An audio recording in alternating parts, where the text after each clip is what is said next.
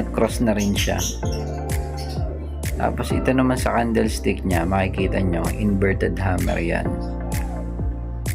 Tapos yung EMA nasa baba, nasa taas ng price, meaning to say, it is a downtrend. So, ang bias ko dyan is mag-sell ako.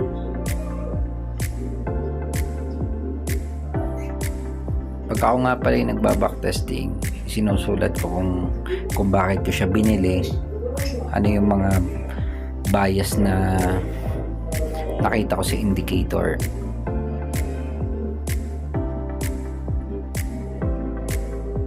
Pagdating naman dito sa risk-reward ratio, usually ang ginagamit ko is 1:2.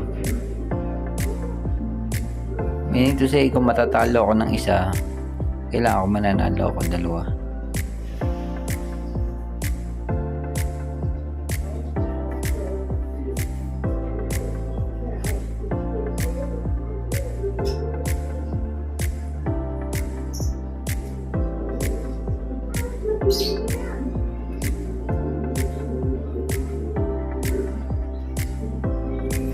Ah, 1-0.